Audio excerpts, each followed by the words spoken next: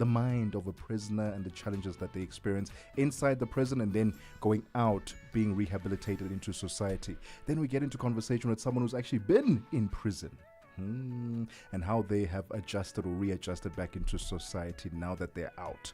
And then, Mmatsheko, 100% Design Africa at the Decorex, which will be taking place this weekend from... It starts today. It starts today, doesn't it? Today until Sunday. There's a ceramic display that we'll be talking about later, exhibited by 18 South African artists. That's quite exciting. And then later on, we talk about distinguishing between luxury and a fake. Can you tell if something is genuine or a fake? Can you tell? I promise you, for most of 99% of the time, I probably wouldn't be able to tell the difference because, things were revealed earlier this year about where the luxury products come from. So it really, if you really think about it, they come from the same place. 100%. They come from the same place. And then there's just a certain very minimal kind of grading. I did a little bit of reading on it because I was very curious after that. It just, I realized that I actually am not able to tell the difference. We'll be unpacking that with Luxity. They are resellers of luxury goods. And we want to ask them, how do we distinguish as the public, as the general populace, distinguish between a genuine and a fake? All those conversations coming up on the Upside this afternoon. And of course, what caught your eye? It's 11 minutes after 1 p.m. Central African Time. Welcome to the Upside. Vue d'Afrique avec Joël Mouteba. Cette peur d'un point de non-retour nucléaire suffit-elle selon vous à légitimer une telle offensive, Monsieur Talazi? Absolument pas du tout. Cela fait plus de 30 ans que l'Israël crie haut et fort sur les toits où il veut se faire entendre que l'Iran serait à 1 an pour obtenir l'arme nucléaire. Parfois, l'Iran serait à 6 mois. Parfois, l'Iran serait à 2 semaines pour obtenir son arme nucléaire. Et curieusement, jusqu'à ce jour, il n'y a toujours aucune preuve que l'Iran a obtenu cette arme nucléaire, en dépit des déclarations d'Israël et de certaines puissances parfois. Vue d'Afrique, du lundi au vendredi de 15h à 16h, temps universel. 9 to 12 midday, Central African Time. On the move with Palisa Tau and Benjamin Mushatami. Should influencers be expected to be impactful in society? If there is a social or societal conversation that goes up, should we be waiting eagerly to hear what the influencers have to say? They are more than just entertainers. They are thought leaders to some certain degree. They influence culture. They influence people's thought processes. They set trends. They shape opinions of people. And the sad reality is, although a lot of them don't want to accept it, I think we're getting better with them realizing that embarking in that journey and in that space comes with a certain level of responsibility. I see it differently in that, professionals are already good at their job, but there is an optionality that they might have to use the position that they hold in society to be able to deliver a message. This year you made the example of actors and actresses. So the same could apply to a sportsman. Just because someone's good at soccer doesn't mean that they have to have an influence over society from a specific standpoint. Keeping you on the know and on the move.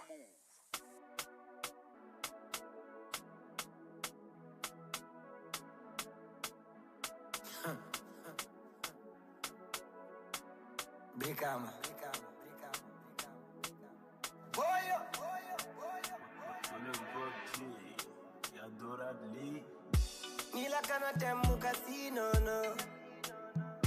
Yeah. Nila kana temu kalano. Yeah. Nila kana temu kapenke no. Temu solo pa inka mari mkoele no. Mote ninkano bonila no mbulu anisasa matinya. Ika dunia telaba na nimpata sa tendendila kira. Ninene kukela mimandi salonga dama mantima. Nkundundu ndanyawe nyansela Bible kanola tina. Baby la dula panarare soto. Ibalo kapita narmanti maineso. Nita de bama ya munapaeko. Kevele mimbe kanula fwe.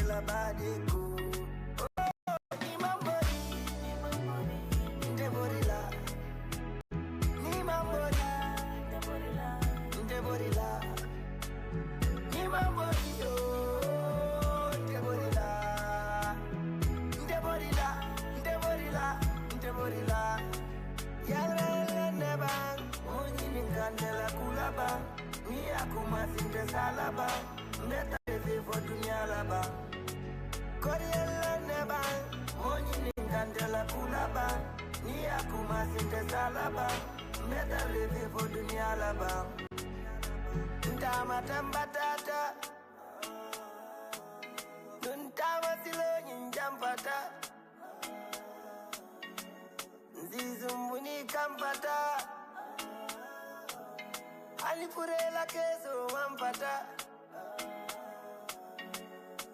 Dila tando kula banye jelenga dila enza mamoroya Amanjari mabola nika no damalanta ete moria Namoje minkae na nabuta monkae ngedana semia Amanjari nene langela tikoto monio ninjisula Baby la dula panarare soto Ibalo kapitan narmanti maineso Nita de bama ya munapaeko Kefele bimbe kanula fuela badeko Oh ni mambori Ndeborila Ni mambori Ndeborila Ni mambori oh Ndeborila Ndeborila Yalele neba Mujini kandela kulaba Ni akuma sinte salaba Meta reve fo dunia laba Koriele neba Mujini kandela kulaba Ni akuma sinte salaba Meta reve fo dunia laba Mujini kandela kulaba Ni akuma sinte salaba Meta reve fo dunia laba Monyi ningandela kulaba Ni akuma sinte salaba Meta reve fo dunia laba What a way to kickstart our Thursday. Absolutely, with some beautiful Gambian music. Nde Borila, almost said Ntate, which is father. In South African, Southern Sotho and Northern Sotho languages, Ntate would be father figure. Yeah. Nde Borila is the name of the artist coming through from the Gambia. And this is us opening the gates of the first hour of the Upside, Tebogo and Mmatsheko, with you until 4 p.m. in Central African time. Happy Thursday. I used to work with my former colleague in the newsroom, Kumbuzile Tabete, used to call Thursdays Deputy Friday. Happy Deputy Friday. Deputy Friday. She always used to say it with this energy that made me so excited that it's a Thursday. When did we stop using Puza Thursday as a thing? No, that's Puza as in drink Thursday. I think that died thirst. With club culture. So if you're listening from anywhere else on the continent, we had a very strong and vibrant clubbing culture particularly in Johannesburg and in some places in Cape Town as well. And it was always on a Thursday. So there were always like ladies' Thursdays where ladies get into the club for free. There were always like free tequila on Thursdays in some clubs in Cape Town. Yeah, it's not as vibrant as it used to be, like in the year between the years 2007 and 2010. We had a strong club culture. So yeah, I think it died in those years. When we think about criminal activities, this is the first conversation, by the way. When we think about criminal activities, people who end up behind bars, we hardly ever consider the psychological aspects of the human being who then goes behind bars, the challenges, the childhoods, their traumas, and then when they do leave the jail to get rehabilitated or reintroduced into society, what challenges they have to go through. Well, today we'll be unpacking that, because when we hear of violent crimes, corruption, or even white-collar fraud, we often ask, what kind of person does that, right? But the real question might be, what kind of mind Criminal behavior doesn't always come from evil intentions. It can stem from trauma, social conditioning, personality disorders, or even neurological impairments. A growing body of psychological research is helping us better understand what drives people to commit crimes and what can be done to prevent them. Whether it's the role of upbringing, the environment, brain chemistry, or how society labels people, this is a conversation that sits at the intersection of psychology, justice, and empathy. To help us unpack this particular conversation, we are joined on the line by Miles Bodu, SA Prisoners Organization for Human Rights Acting National Spokesperson. Miles, thank you so much for your time and welcome to The Upside. Thank you. Thank you very much for having me. It is 20 minutes after 1 p.m. Central African time, and Miles, we'll have our conversation after we take a quick breather, because we really want to understand the psychology behind the human being who commits criminal activities, because I feel like sometimes we judge them too early, too soon, without fully understanding the story. And if you have any questions for Miles, send them through on our WhatsApp line, +27 63 406 9126. Don't go anywhere. The conversation continues after this. África. Conhece o Ntivani? Claro que sou eu. Ntivani é o amante da música de corpo e alma. Eu amo música africana. Ele aprecia todos os tipos de melodias e passa os seus dias a ouvir a Channel África. Okay. Adivinha só, a Channel África quer ajudar o Ntivani e os amantes da música em todo o lado a descobrir ainda mais música incrível. Por isso, a Channel África está a convocar artistas africanos a submeterem as suas músicas. Músicos, lembrem-se de nos dar todas as informações relevantes no music@channelafrica.co.za. As submissões são a vossa oportunidade de ser ouvidos, mas não garantem inclusão na lista. Todas as submissões serão cuidadosamente analisadas para verificar se cumprem os requisitos da nossa estação. Canal África, a perspectiva africana. The Upside. On The Upside, your voice matters. 22 minutes after 1 p.m. Central African time, we are unpacking the mind of a criminal with Miles Bodu, SA Prisoners Organization for Human Rights Acting National Spokesperson. Miles, when we look at the psychology of someone who commits criminal, shall we call it, activities, what psychological aspects do we need to be aware of so that we don't so quickly judge them based on the act, but rather the reasoning behind the act? Thank you once again for having me. Now you're talking with a veteran prisoners' rights activist and also having put into a mandate the victims' rights.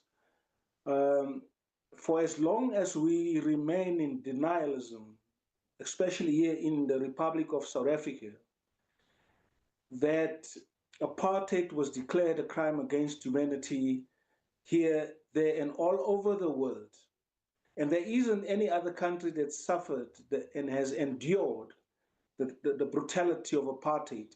It was declared a crime against humanity, and in its systems, criminalized its victims, colonized and stigmatized its victims.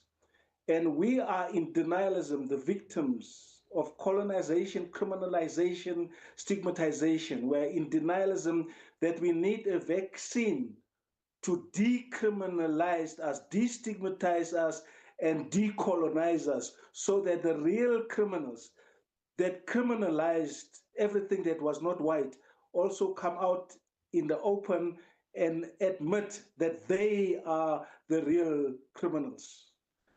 That is, in fact, where we will have to start, and I'm saying it without any fear of contradiction, favorism, of prejudice, that we remain criminalized. Now, if you are criminalized, you are easily susceptible to commit any kind of crime, black, blue, yellow, gray, violent crime, and so on. And you are also easily susceptible to become a victim of crime and violence. And we need leadership here. We need loyal South Africans that would start right here where I'm sitting.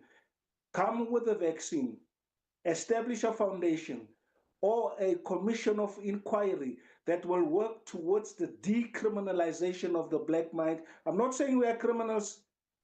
Decriminalize us, decolonize us, and destigmatize us. And I beg your pardon. Right.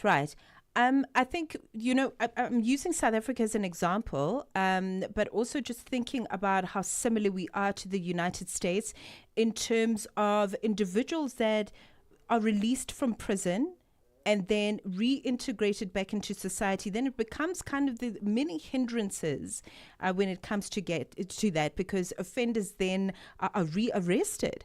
So we obviously have huge issues when we look at systematic barriers, if we could call them that prevent prisoners from being successfully reintegrated back into society. What are those systematic barriers as you see them?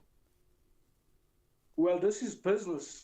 It's big business: crime, violence, arrest, prosecution, imprisonment. Now, if you come with a system that will make sure that, firstly, it becomes, a country make it a little bit difficult for you to commit crime at the slightest provocation and become a careerist criminal. You need a country that must put systems into place that you only send those and arrest those, send them to prison who, in fact, has made up their minds that they don't want to live a honest life. They don't want to live a life where you work your butt off to put food on the table. You need a system that will bring down the levels of crime and violence to a level or a platform where you can manage crime and violence. You will never entirely eradicate crime and violence, not in this world, as long as we are human beings. Maybe it happens in the animal world, but there will always be crime, there will always be victims of crime, there will always be criminality. But do you have leadership that sits down and say, look, with the resources at our disposal, let's empower the people, let's educate and train them and give them skills so that there is no 100% plus poverty, there is no inequality, there is not hunger and starvation. You need a government that cares about how they first deal with crimes and criminals, and also they themselves, whilst doing that, not becoming white, black, and gray-collar criminals, because they become the captains of the industry, they have access to the means of production, and they become both black and white monopoly capitalists. You need loyal human beings that cares about their country, their people, and cares about everybody else around them. Miles, let's talk about your organization, SA Prisoners Organization for Human Rights, in rehabilitating prisoners who are trying to reintroduce themselves or be reintegrated into society after having served their terms.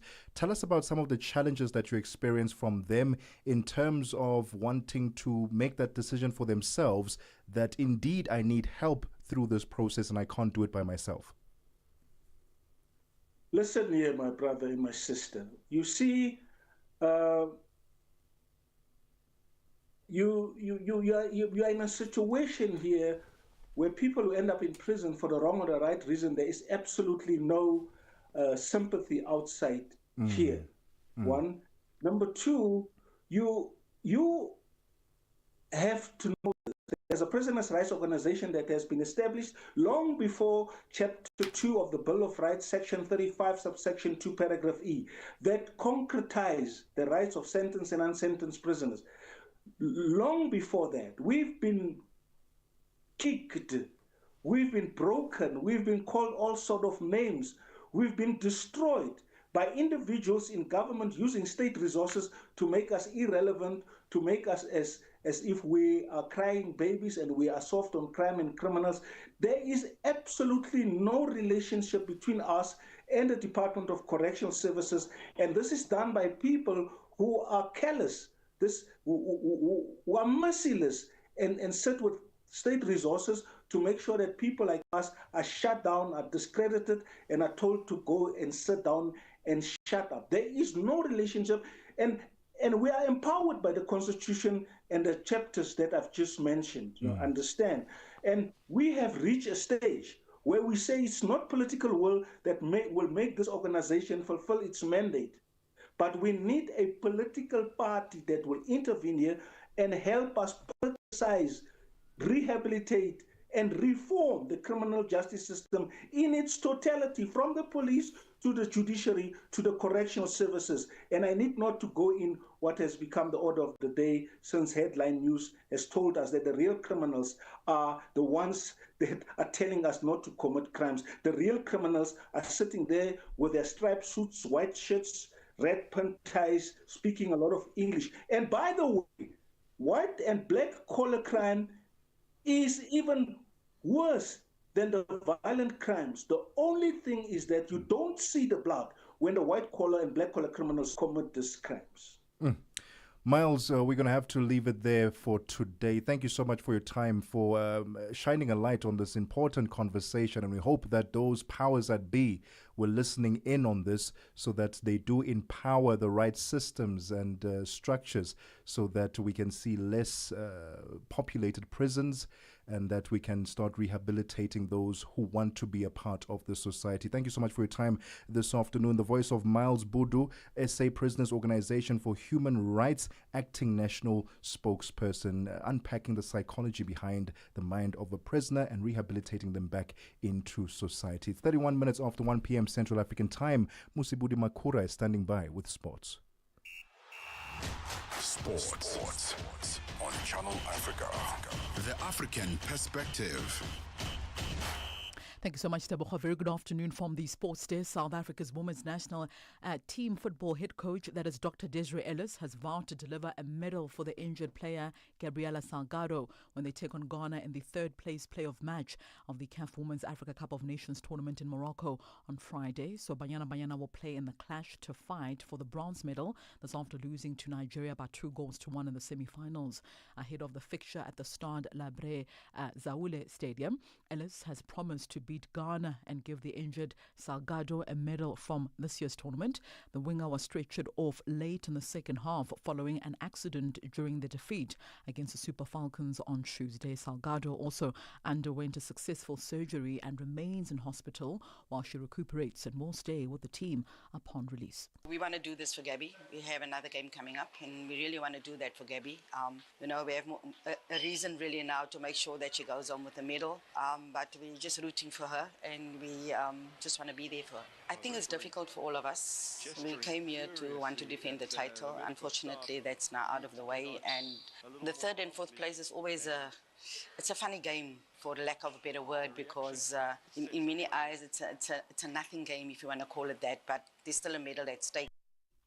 Well, Morocco's locally based national team is back in the hunt for African glory, and they've made their intentions clear as they're revealing their squad for the 2024 Total Energies African Nations Championship Chan tournament. So after missing the 2022 edition, the Atlas Lions return to the competition, aiming, of course, to reclaim the crown. They lost one back in 2020. Coach Shatrik Sekwete, who named his final 23-man squad earlier this week on Wednesday at the Mohammed 15 Complex Stadium, said the side is primed now and determined to challenge for a third continental title, a feat that would also make Morocco the most successful team in Chan history.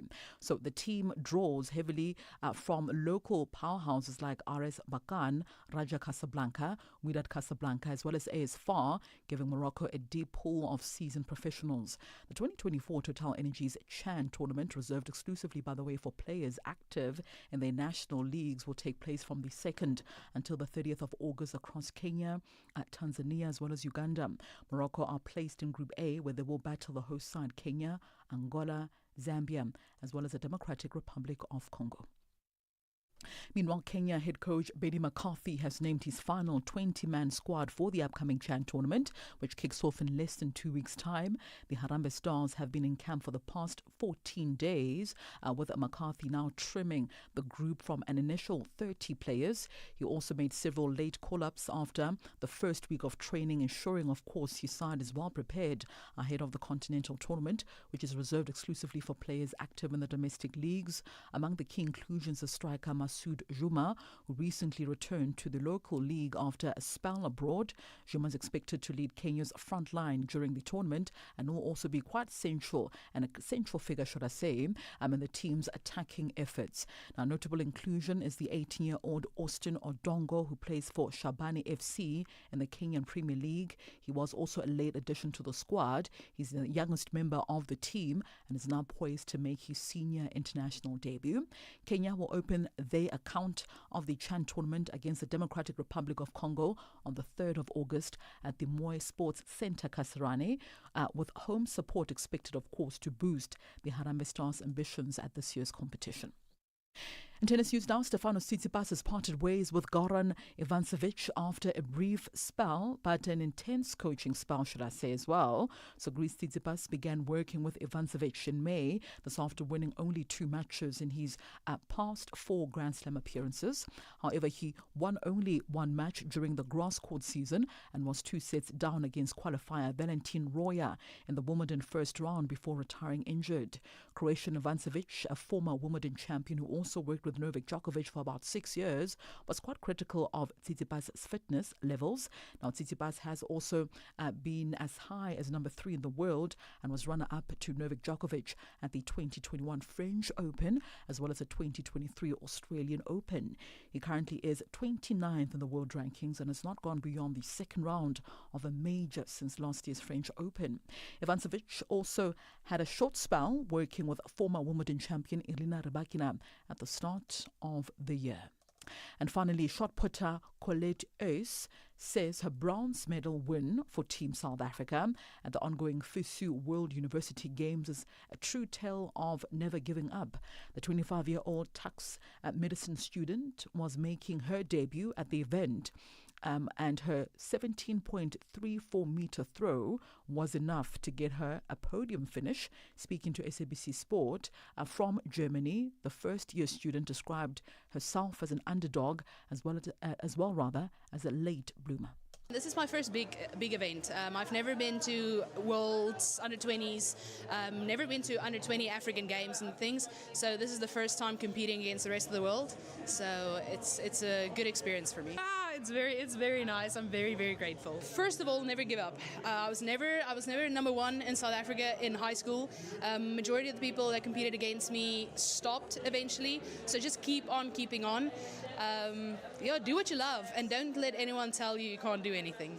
All right, on that positive note, is a wrap from the Sports Desk at this hour. For any sports stories you'd like to share with us, send us an email to newsroom@channelafrica.co.za or call us on +27 11714 4459. For Channel Africa Sport, I am Mosibudi Makura.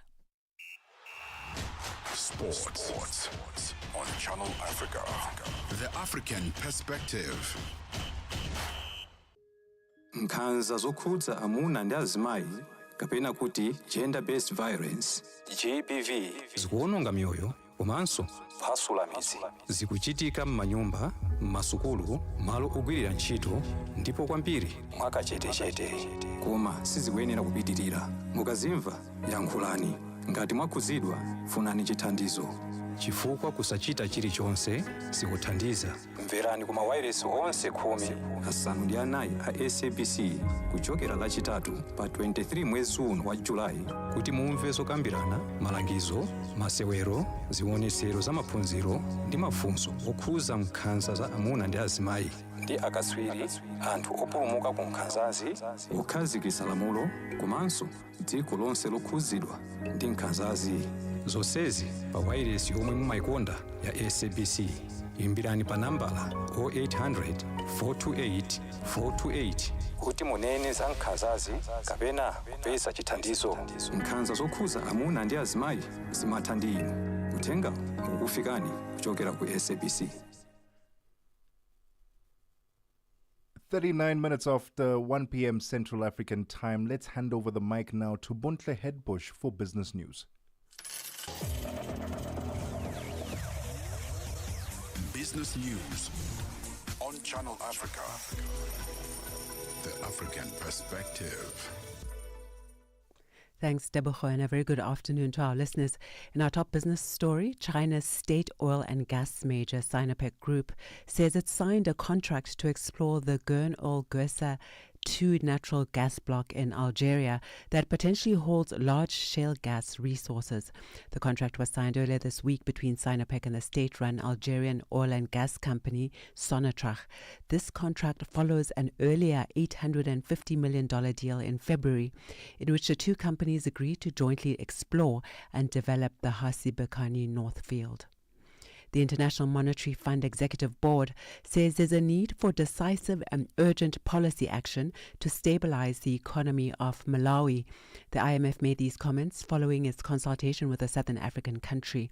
The IMF says Malawi continues to face significant macroeconomic challenges, including unsustainable fiscal and debt dynamics, and stressed the need for fiscal consolidation focused on domestic revenue generation to reduce inflationary pressures and improve debt sustainability.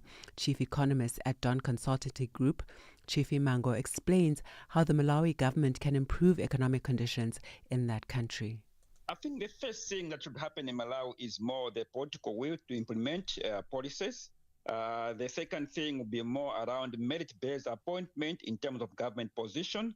And the third point will be about borrowing for productive side of the economy, but also in terms of investment in infrastructure such as roads, ICT, railway infrastructure, energy and water infrastructure. The fourth part will be about diversifying the GDP composition of the Malawi economy. It's heavily reliant on agriculture, which is unsustainable. International low-cost airline Fly Safair says it's committed to resolving its pilot strike. Wage talks between the airline and South Africa's trade union Solidarity, which is representing the airline's pilots, will now resume at the Commission for Conciliation, Mediation and Arbitration in the Gauteng province tomorrow. The two parties met at the union's offices in Johannesburg yesterday. Around 200 pilots are on strike. They're demanding a 10.5% salary increase, but the airline is offering 5.7%. The strike has led to the cancellation of several flights, leaving passengers stranded. The airline's chief marketing officer, Kirby Gordon.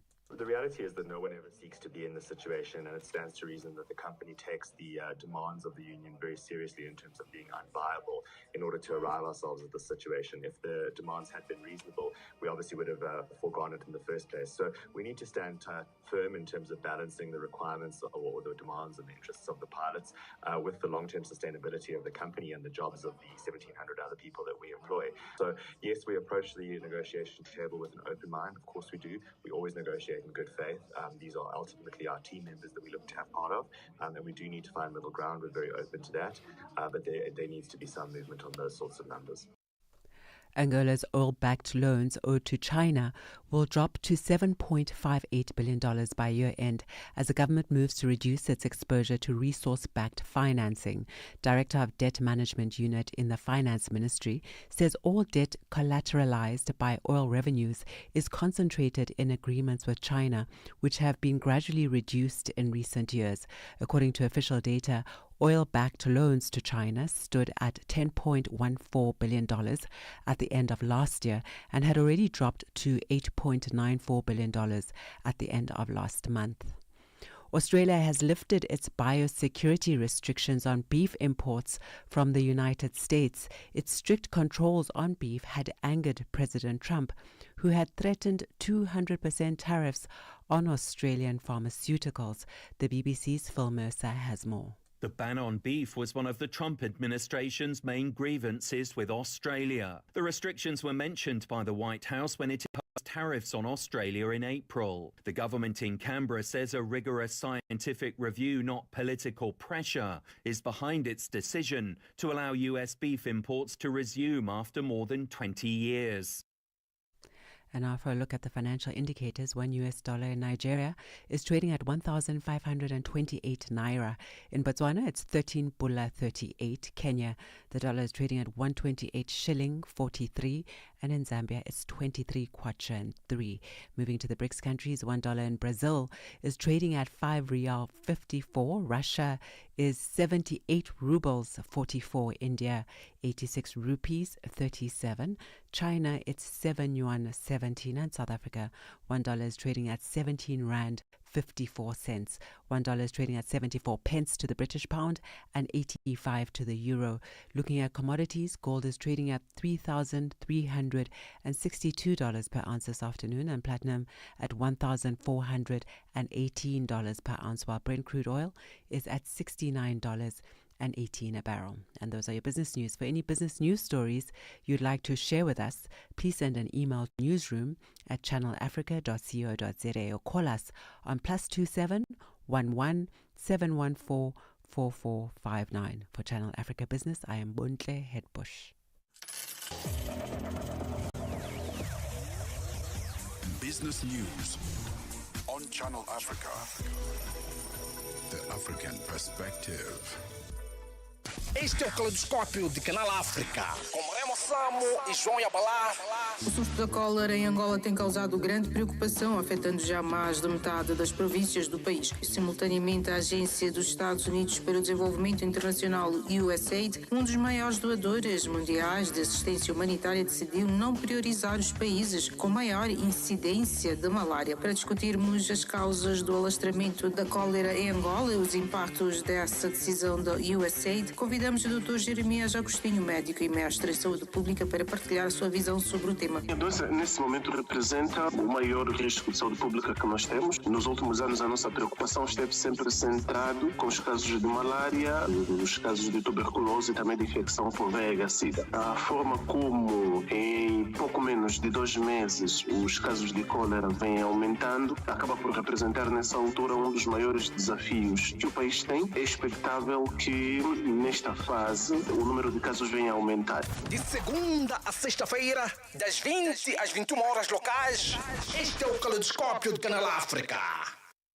Africa at Play with NATO and NETO chairman. The Confederation of African Athletics, CAA President Mr. Hamad Kalkaba Malboum, talk to us about the state of athletics in Africa as it stands, and what picture are you looking at 5 years later? Yeah, athletics in Africa is strong. We are able to organize our major events in time. Like this year, we will have the under-20 and under-18 African Championship in Nigeria. Next year, we will have the senior in Ghana. In 2027, we will go back to Algeria to organize the under-18 and under-20. And then 2028, we will have the senior championship in Gaborone in Botswana. Well, by this program, we can increase our performance. And at the same time, we are considering the fact that within the British Federation, they are identifying young talent every year within the national program, within the scholarship championship. And so the athletics in Africa is in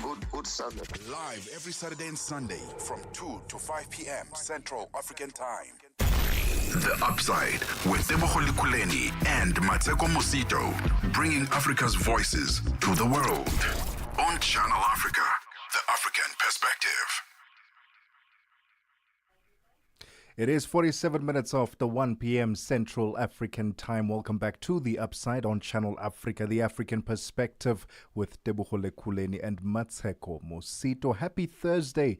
We are still coming to you live from the Auckland Park studios in Johannesburg, South Africa. Stream us live on our social media platforms at Channel Africa on Facebook and YouTube, and at Channel Africa 1 on TikTok and on X as well, if I'm not mistaken. I think you can also find us on X now, which is absolutely fantastic. Let's continue our conversations about... We discussed the psychology of a criminal in the first half an hour of the show, and then the challenges of being reintroduced into society and reestablishing yourself. This time around, we want to have a conversation with someone who has been in prison and has now re-entered the social setting, if you will. What are the challenges that they're experiencing? Because we often talk about justice when someone is sentenced, but what about justice when they are released? For many people leaving prison, the punishment doesn't end at the prison gates. It continues in the form of rejection, isolation, and a system that seems designed for failure. Finding a job, a place to live, or even rebuilding family ties becomes a near impossible task when the world only sees your past.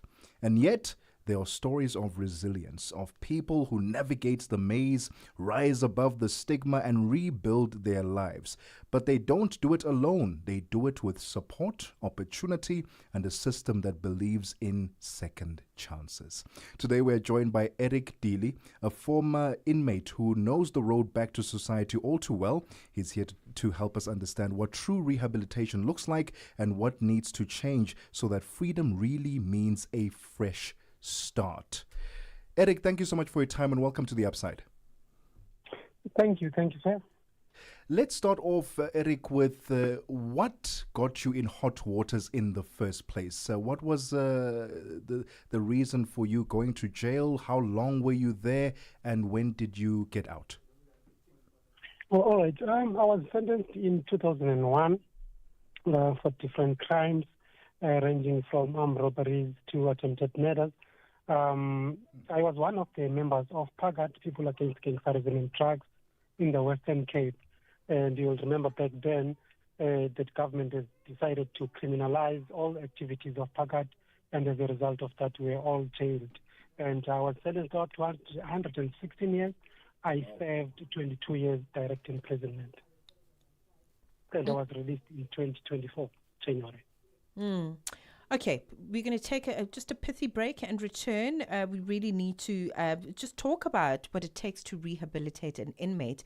Are these places that we know as prisons to be rehabilitation centers? Because there's a lot of that narrative going around, but we'll be right back. The Upside. On The Upside, your voice matters.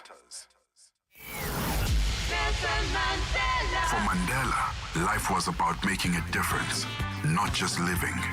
This Mandela Day, Channel Africa honors that legacy. It is for humanity, or for society, to decide how I should be remembered. I am not a saint unless you think of a saint as a sinner who keeps on trying. On Channel Africa. The African Perspective. The Upside. On The Upside, your voice matters. Right, 8 minutes to go till it is 2 p.m. in Central African time. We are speaking to Eric Dill, a former inmate who knows the struggles of re-entering firsthand back into society. And we really are going to talk about what happens on the inside versus what happens on the outside. And he joins us on the line. Eric, take us back to your experience of being released, coming out of prison. What was your first reality check that you faced when you first stepped out the prison gates? Well, the first thing that I noticed when I was released, on the day of my release, was how South Africa has changed. Because you'll remember I was sentenced in 2001. So it was 2 decades almost behind bars. So everything for me has changed, including people. People were no longer the people that I knew before. You see, so it was a situation of me for me. And then the country has developed and people have developed. There was a lot of changing, So yes, and it was a bit of a struggle for me to adjust to that system. Eric, when you went to prison, had you started your own family at the time? Did you have a wife, kids at the time? No, when I went to prison, I was not married, and I'm still not. Okay. And so then tell us about the family dynamics. You mentioned that so many people that you knew had changed. I mean, over 2 decades. That's quite a long time. Take us through seeing them for the first time as a free man after so many years. Take us through their acceptance of you back home. Were they excited? What was the feeling when they saw you out of prison as a free man after so many years? I was extremely excited. But mine was a very different one because on the day when I was given by the parole board the date of release, just a day later, my sister passed away. So when I came out of prison, it was just a week after my sister was buried. So it was a kind of mixed feelings, disappointment, but excitement at the same time. But those are all realities of having committed crime. Okay, so I'm really interested to find out about this rehabilitation. I mean, that's such a word that we use very glibly when people are in prison, and prison is hard, you know. And for those that are in there, you would know what prison life is like. So we assume that prison is this place for rehabilitation, you know, that people receive this real support and the skills development. Was that your personal experience while you were incarcerated? Let me put it in this way. Rehabilitation does exist in our correctional facilities. It all depends on the seriousness of the officials in that particular correctional center. They are all designed very good. There are a lot of psychological programs that can assist, and the education is also there for you if you want to develop yourself. There are a lot of opportunities, skills and stuff. But as I'm saying, it also depends on the availability and the willingness of the inmate himself or herself. So if you don't go for it and you won't receive it, but if you do really want to change your life, then you will experience a rehabilitation, because the government is really feasible. That is why they are investing a lot of millions of rands in rehabilitation programs, hiring psychologists, social workers, and all the help you can ask for, which is very rare for you to get outside there. And for instance, if you want to go for education, you go for aided, and then level 1 to level 4 matric, and you are all doing these grades all for free until you reach a tertiary level. That's when then you can now pay the institution of your choice for you to further your studies. Now, 2024, that was last year, so not a lot of time since you have been released after serving over 20 years in prison. Where are you now, Eric, in terms of work opportunities? Are you working? Do you have a place to live? Talk to us about the support structure around you right now.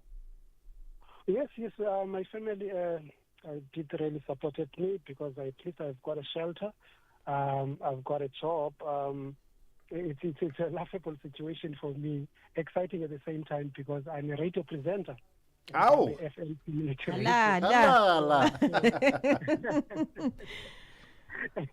And it's something that I never even dreamed of. It was just an opportunity that came my direction. And as the type of a person I am, hungry as I was when I went out of prison, I just grabbed the opportunity, telling myself I will just learn in the process, and I'm really enjoying every bit of a minute. And I've also started a security company for community protection, because I've realized that our communities need a lot of protection. And for me, as a person who has been in a VIP protection before, I think I got enough experience for me to have my own security company registered, taking care of this of the community, safety. And also I've registered an NPO known as Eric Daily Community Development, where I would visit schools, doing motivational speaking, crime awareness campaigns across the country. I remember last year alone we visited more than 70 schools from January to before the closing of school at the end of the year. And even this year, we are still continuing our project, and we have developed it in such a way that we also do, collect shoes for them, socks, and school uniform, because I realize that there is a lot of support that these school kids need. And in order for them to avoid prison, we need to talk to them, we need to support or give them what they all deserve. And we can't just neglect them as what happened to us, because I don't want to let them repeat the poor choices that I have. So in terms of employment, yes, I am covered in that space, but it's not easy because people are people, and people will always criticize each and everything that you do. And I do not really, worry about that, because really we committed crime, or I committed a crime, and the people, the peace-loving nation, has to condemn me whether I am out of prison after 22 years or not, because crime is being committed in our society on a day-to-day basis. People are losing their lives, their properties, people's vehicles are getting hijacked every day. So every day reminds a citizen of a crime. So every time they see you, they are reminded of crimes that are being committed. So I don't really, I'm not angry for that, because they are doing what is supposed to be done. No one wants crime. Crime is destructive for everybody. Eric, you are such an inspiration, and you've chosen the right path. There's only so much that correctional services can do, and I guess the greater justice system can do to rehabilitate a human being. But you've done the work. I don't sense any bitterness from you or anything negative. You really have come out of your incarceration a better person. You can either be bitter or better, and you are definitely better, Buti. So thank you so much for sharing your story, and continue to spread the good news on this wonderful medium that we call radio. All the best with your journey, and thank you so much once again. Hey. Thank you so much for your time. Thank you. The voice of Eric Dill, just sharing his story post his 22-year of serving a sentence in prison. Really, really inspiring. It's 2 p.m. Central African time. Let's check in with the news. Onele Nzinzi has the latest. SABC News.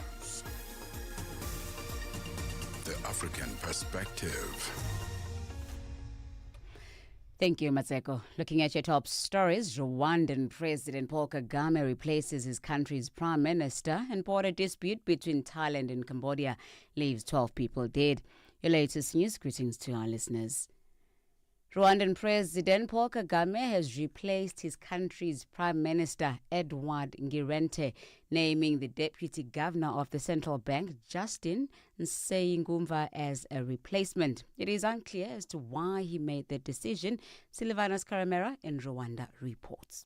And Dr. Edward Ngirente, the former minister, has been hailed as one of the performing prime ministers that Rwanda has ever had. This is drawn from the different analysts and from different posts on social media here in Rwanda. He's been hailed for having stood firmly for economic growth here in Rwanda. He's been serving his second term.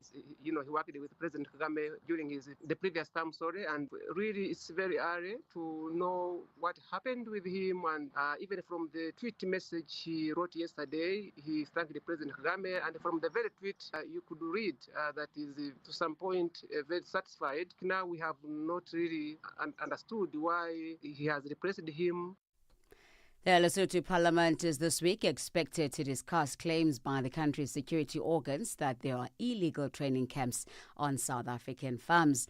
In a report published by Ground Up, an online news agency, the heads of the Lesotho Defence Force, the Lesotho Mounted Police Service and other national security organizations allege that young Basotho are being lured by a militant group called Maladanana to fight for return to South African territories to Lesotho. The former Minister of Tourism and leader of the Popular Front for Democracy advocate Lekhuleni explains.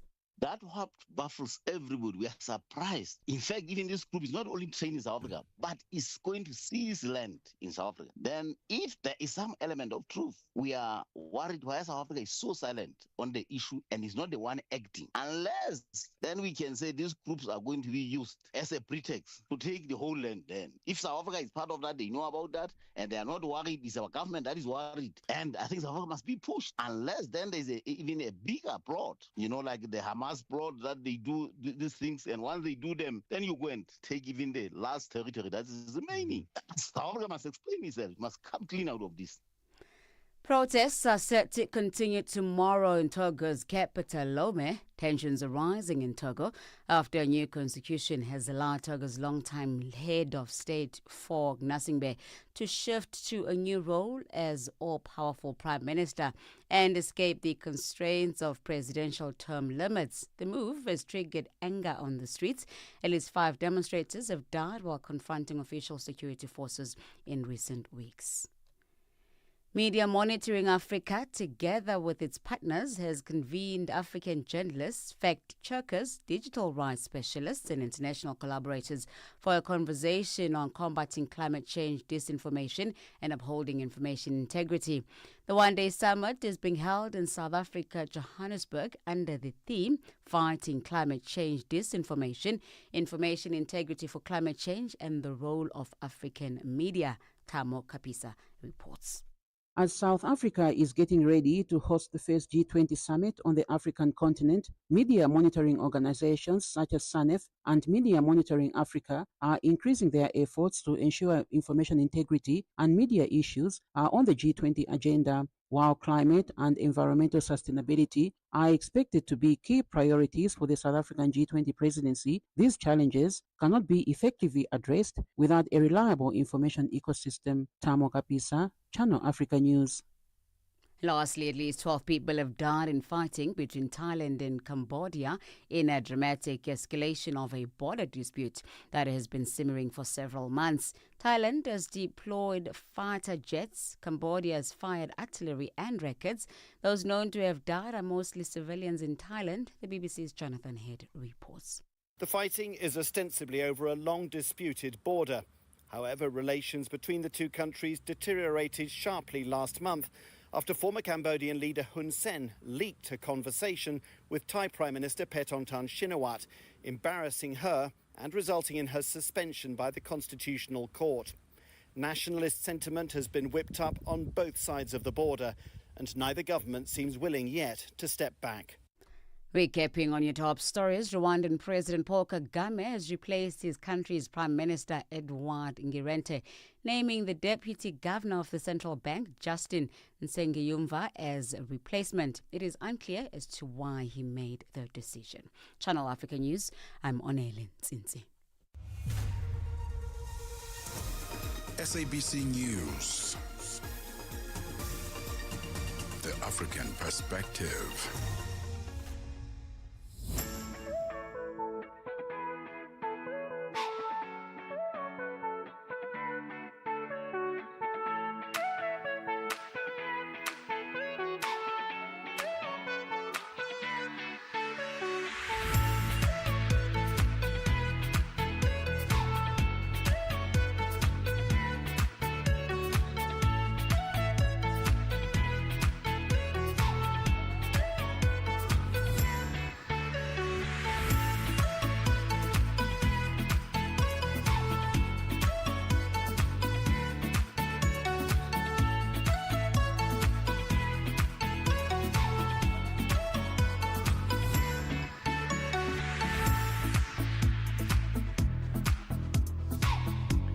It is 7 minutes after 2 p.m. Central African Time. Welcome to the golden hour of The Upside on Channel Africa, The African Perspective with Tebogo, Lekhuleni and Mmatsheko Mosito, coming to you live from the Auckland Park Studios in Johannesburg, South Africa. Happy Thursday yet again. Hope you're having a fantastic day so far, a productive one. Are you on your way home? Are you wrapping up the day? Well, we are going to keep you entertained throughout the show and up until 4 p.m. Central African Time. And you can stream us live on our social media platforms at Channel Africa on Facebook and YouTube, and at Channel Africa 1 on TikTok and X, and yes, and X as well. Let us know where you're streaming us from this afternoon on our WhatsApp line, +27 63 406 9126. Interesting conversation we're going to have now, Mmatsheko, because Decorex is starting today, the 24th of July, up until Sunday, right? The 27th. And one of the exhibitions that you will come across when you get to the Decorex is 100% Design Africa. Doesn't that sound so Africa forward? Pro-Africa. and we're going to be having a conversation about one of the displays. It's going to be a collaboration between Hub and Spear Arts Trust for their ceramic artwork. The piece, about 23 ceramic pieces, will be on display, made by 18 South African artists. Do you own any ceramic art pieces in your home? I've got some ceramic ware, but I mean, it's to eat not, from. Yeah. But not like as art pieces. Like as decorative. Decorative. Yes. Yeah, I've got like one. Did you make it yourself? No, I didn't make it myself. Unfortunately, it was made by a Greek woman about 15 years ago. You got it from Greece? No, she's a Greek woman. Oh, you didn't get it from Greece. She is Greek of descent. Greek. Oh, okay. Right. And she's a wonderful artist. Describe Maria. it. What is it? It's just like a little. It's like a decorative plate, basically, and it sits on top of our heirloom piano at home. Heirloom piano. Yes. No, I think that's all I have. But it would be really wonderful to be exposed to some more ceramic art. You are exposing yourself that you live in estates where there are grand pianos and where there's a living room where no one is allowed to sit in. It's a small little upright, really. It's not a grand piano. Don't be dramatic. All right, that conversation is coming up next. And then, of course, what caught your eye? And before we get into what caught your eye this afternoon, we are going to be celebrating a guest that we had on the show who recently won an award. Stay tuned to find out who. It's 10 minutes after 2 p.m. Central African Time. The Morning Switch Weekend with the Shy Guy. The Shy Guy, a Morning Switch. Have you ever listened to a song and then it gives you goosebumps? Cause it takes you way back in the 80s. My goodness. Hey, baby. You hear Yvonne Chaga Chaga there. I wanna talk to the DJ.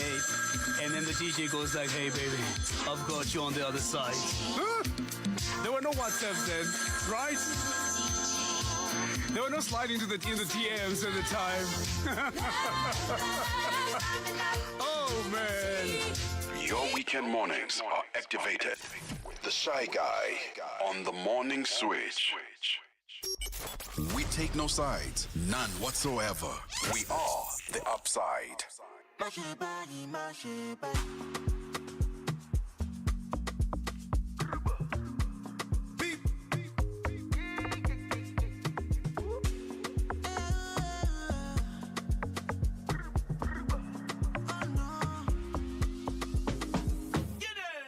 Girl, I want to see you tonight. I will catch a flight and come see you tonight. Ooh, girl, I want to see you tonight. I will catch a flight and come see you tonight. Cause this distance is killing me for sure. So give me for more. Give me meat on top. I want this, your love. Oh. Say for instance, I do anything for love. Anything at all. You feeling this or not? Make I know what's up. Oh. I go take flight and I will fly to you. I should they waste time. I feel they run to you. Oh. I go take flight and I go fly to you. I should they waste time. I feel they run to you. Oh. Salty love. Oh girl, you got me wanting more. I can't get enough of your salty love.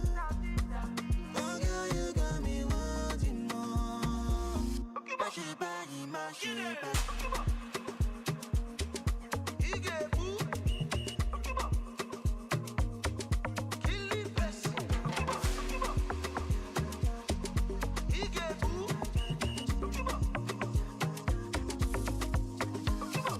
I don't wanna lose you.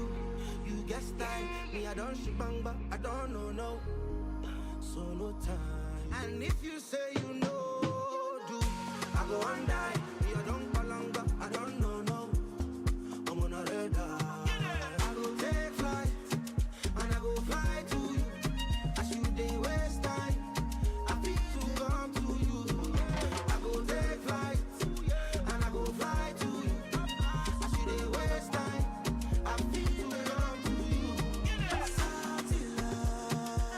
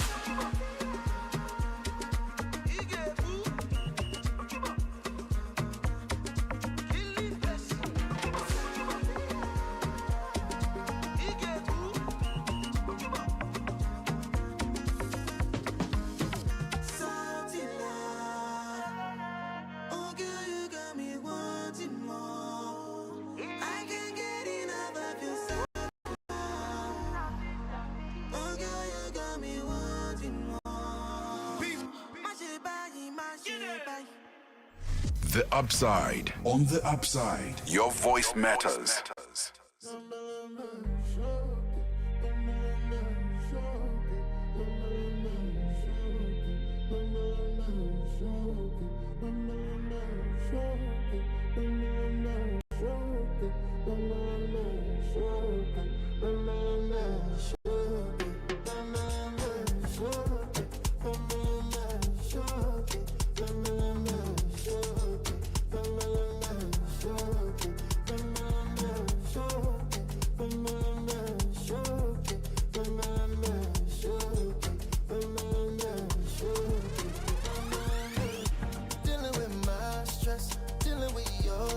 And you know I'm dealing with my friends, I'm dealing with your friends, and you know it. We're gonna get mad sex, we're gonna get mad sex, and you know we gotta make you come fresh, we gotta make you come fresh. Make we no throw it, oh make we no forget. Yeah, make your day, swing your love my way. Baby, not today. You want to fight or you want to stay? Do me wrong and I take all the blame. Do me something or make I go crazy. Say you want and you need. When you call her they busy. Oh, make me take on the easy. Teach your love to the greedy. Yeah. Every time you then tease me, say you better for leave me. Oh, make we not turn smarty into bigger something. Yeah. Dealing with my stress, dealing with your stress, and you know I'm dealing with my friends. Dealing with your friends, and you know it. We're gonna get mad sex, we're gonna get mad sex, and you know we gotta make you come fresh, we gotta make you come fresh, and you know, like I know, that you know, that I know.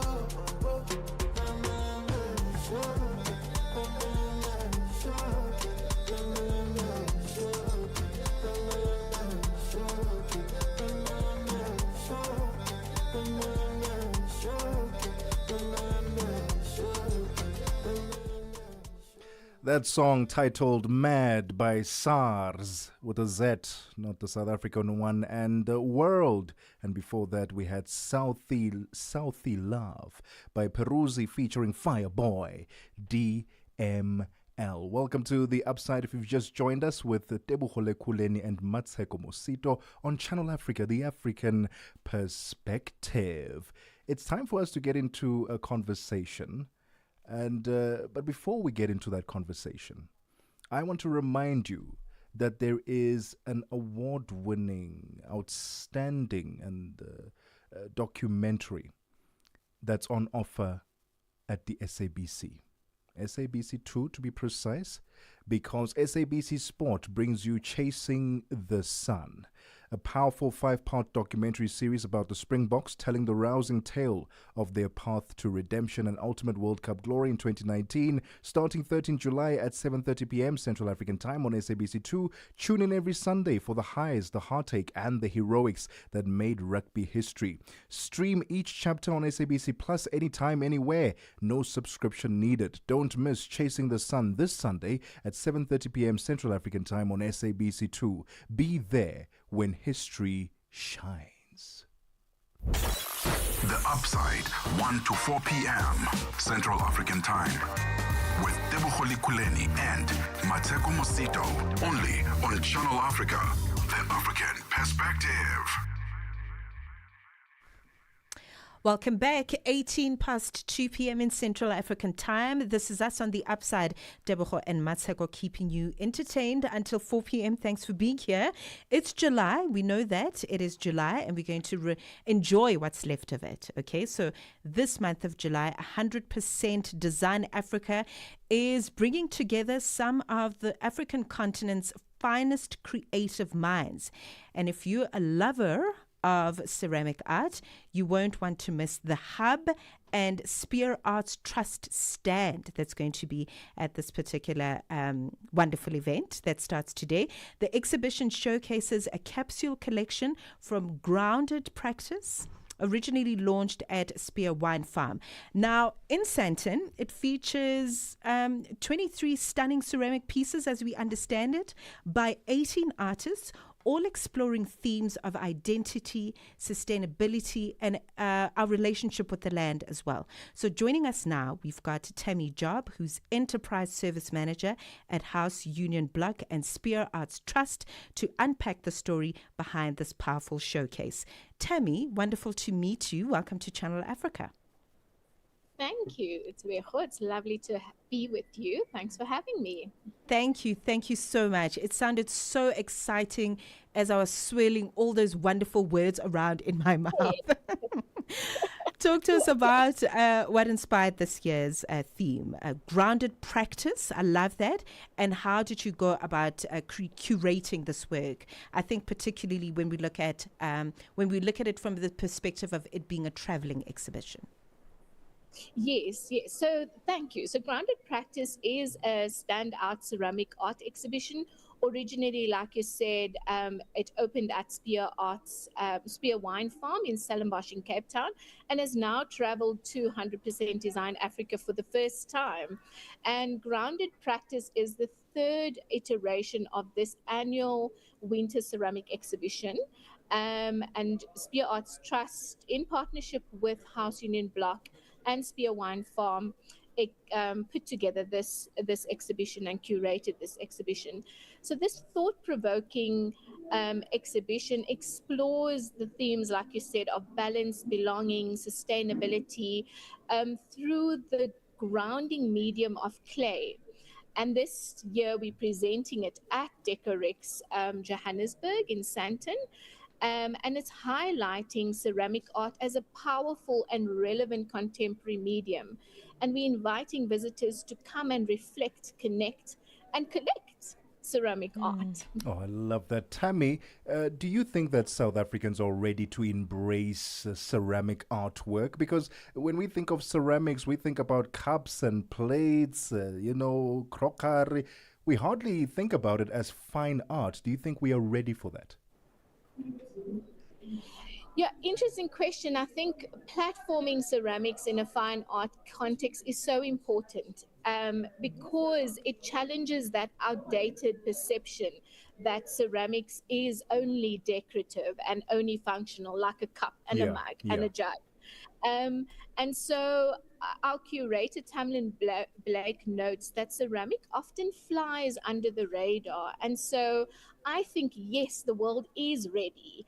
And so in the fine art world, it is always under the radar. And so we should, despite it being a deeply expressive and innovative form of artistic practice, it is important that it gets highlighted. And so I think the world is definitely ready, and this is a wonderful opportunity for them to see it in a, let's say, a non-intimidating platform where you get to explore a fine art medium, which is the medium of ceramics, in a very sort of free for all, everybody. It's not a white cube where it feels intimidating. It really is a place to explore something quite fascinating, actually. I really like that it's not intimidating, because art can be quite, when you feel like it's not as accessible, it's not for me, I can't, it's for someone else. So that's wonderful. But I think just following through with what you've said in terms of, the craft and fine art, there's that blurred line, if I could put it that way, between that. So how does the Spear Art Trust approach that intersection? I think perhaps if you could give us or answer the question looking at the 18 artists that you've chosen to nurture through this project.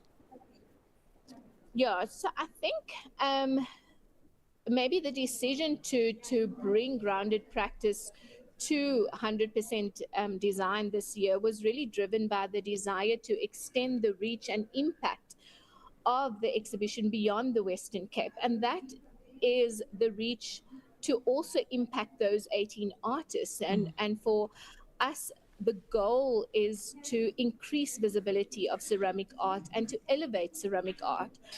which is, like you say, often viewed as a craft or functional item. So participating 100% design allows the artist to gain that exposure to new audience in Gauteng, and provides a very valuable platform and more importantly for potential sales, and to engage in a broader community of design, art, furniture, and everything that is African, and relates to who we are as a community. And so I think this platform is really giving those 18 artists an elevation in their medium and in their practice as ceramicist.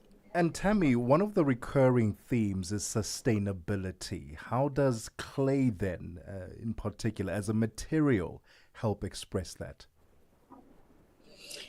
Yeah, so there's a strong sort of let's say theme that we're using of balance, belonging, and, like you say, sustainability.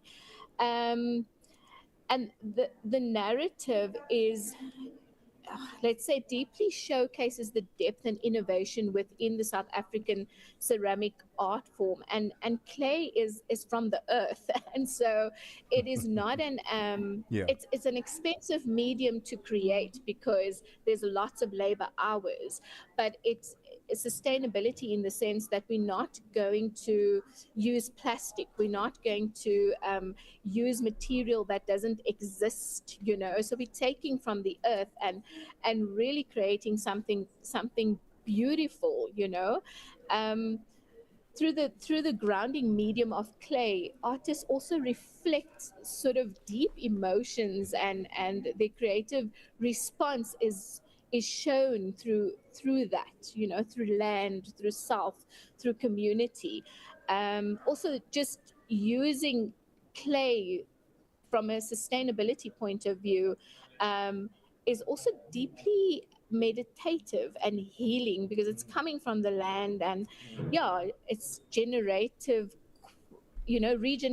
qualities of working with clay. You said everything I want to hear. All the stuff that just makes me so excited. Oh my goodness. And I think for somebody like me, perhaps, I read a lot of just kind of little research papers by social scientists. And they always say, Tammy, that you've got to be, if you really want to learn about something, you've got to be a little bit curious about it. Yes, so, just a little bit curious so that you can then learn about it. Otherwise, then, there really is nothing to see there. So for those of us that are looking to go beyond just looking at ceramics as plates and cups and really want to explore it from an artistic perspective, where can we check it out? Because I'm really just so curious about the 100% Design Africa as a concept. I think that really just opens us up to all kinds of ways of, thinking about artistry and ceramics. Yes. So you can find it at the convention center in Sandton, so the Sandton Convention Center. Yeah. And there's 4 different floors. We are on the 100% design floor. Mm-hmm. And it really is a beautiful showcase of what Africa can do. We have so much talent, so much skill. And so we've got people from all over the world coming to see what Africa has to offer. And we really have so much to offer. For our stand, so we are at stand B66. And what visitors can expect is a moment of surprise and delight. So as they step into our space, to be immersed in a very contemplative space. So the stand features cutouts of the agapantha flower, which is synonymous to Cape Town, lots in Johannesburg as well, which creates a visually striking environment where you can carefully see these ceramic pieces pop up. And they're hidden between the flora forms, waiting for you to discover it. So please come and see this sort of closely engaging, where you can engage with the ceramics on a deep level and really see what the artists have put into those art forms, whether it's a vessel, whether it's sculptural. There's lots to see. So yeah, otherwise, if you can't make it to Sandton Convention Center this weekend, please do check out Hub, so House Union Block. Our website has a Shopify page, so all of the ceramics that we have on show is also on the Shopify page. So please go and add to your collection and support Southern African artists. Alternatively, follow us on Instagram, House Union Block, as well as Spear Arts Trust on Instagram. Tammy, all the best for the weekend, and thank you so much for helping us reimagine ceramics and for celebrating African artists. We appreciate you. Thanks, Mmatsheko and Tebogo. The voice of Tammy, Job Enterprise Services Manager at House Union Block and Spear Arts Trust. Check them out on social media. Even better, head on over to Decorex. The 100% Design Africa floor is where you will find them. It's 30 minutes after 2 p.m. Central African Time. Musibudi Makura is standing by with sports. Sports on Channel Africa. The African Perspective.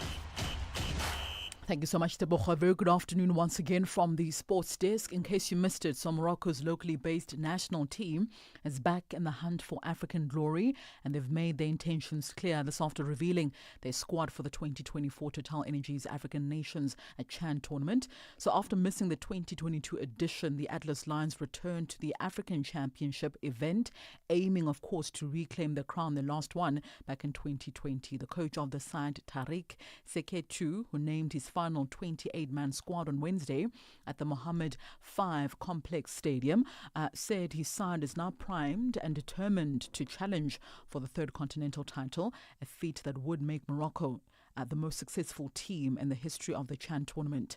So the team draws heavily from the local powerhouses like RS Bakan, Raja Casablanca, Wydad Casablanca, as well as AS FAR, giving Morocco a deep pool of seasoned professionals.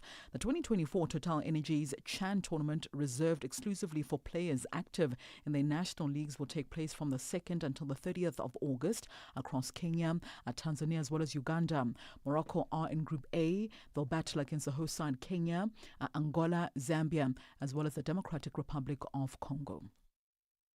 Meanwhile, Kenya's head coach Benny McCarthy has named his final 25-man squad for the upcoming Chan tournament. Harambee Stars side have been in camp for the past 14 days, with McCarthy trimming the group from an initial 30 players. He also made several late call-ups after the first week of training, ensuring his side is well prepared ahead of the continental tournament, which is of course reserved exclusively for players that ply their trade in the local leagues. So among the key inclusions, a striker Masoud Juma, who recently returned to the local league, thus after a spell abroad. Juma is expected to lead Kenya's front line during the tournament and will be a central figure in the team's attacking efforts. Notable inclusions as well is 18-year-old Austin Odongo, who plays for Shabani FC in the Kenyan Premier Soccer League, a late addition to the squad. He's the youngest member of the team and is now poised to make his senior international debut. So Kenya will open their Chan tournament against the DR Congo on the 3rd of August at the Moi International Sports Kasarani Stadium. Of course, Kenya being the host side, they will have the advantage of having their home fans watching these matches as well. Stefano Tsitsipas has parted ways with Goran Ivanisevic this after a brief but intense coaching spell. Now, Greece's Tsitsipas began working with Ivanisevic in May this after winning only 2 matches in his past 4 Grand Slam appearances. However, he won only 1 match during the grass court season and was also 2 sets down against qualifier Valentin Roya in the Wimbledon first round before retiring injured. The Croatian Ivanisevic, a former Wimbledon champion who also worked with the likes of Novak Djokovic for about 6 years, was also critical of Tsitsipas's fitness levels.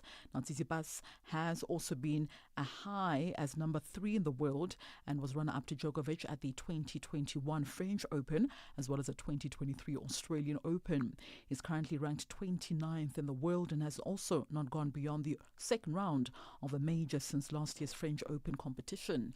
Ivanisevic also had a short spell working with former Wimbledon champion Elena Rybakina at the start of the year. On to this now. Despite running a personal best time in the women's 400-meter hurdles heats at the FISU World University Games on Wednesday, South African medal hopeful Hannah van Niekerk could adjust her approach to push for gold. Van Niekerk powered through the semi-finals with a strong 56.16 seconds on the clock and will be in lane 4 for tonight's final. Speaking to SABC Sport ahead of the anticipating final and hopefully another podium finish for Team South Africa, the 22-year-old sounded quite confident ahead of tonight's final. It felt really, really good. I really had to focus on little key points to ensure that I can go through to the final. And I actually ran a PB, so I'm super, super happy. And then tomorrow anything can happen, so we'll go for gold. Yes, I mean, it definitely motivates you. And once you see they have a medal, you also really want one even more. So definitely motivates us to keep working hard and keep going. Now, the South African team camp has been through a roller coaster of emotions, with a few athletes getting disqualified while others leaving with medals. Van Niekerk spoke about the motivation from within camp as well and how she plans to tackle the final tonight. Yeah, so obviously those that have unfortunately been disqualified are a little bit down, but they even them keep us positive, keep us motivated so we can keep going. Hurdle 7 is always a tricky one, so I have to remember that for the final. But then definitely that last 100 meters to just be able to fight even more. Right, so that concludes your sports news, Asawa. For any sports stories you'd like to share with us, send us an email to newsroom@channelafrica.co.za or give us a call on +27 11714 4459. For Channel Africa Sport, I am Mosibu D. Makura. Sports on Channel Africa. The African Perspective.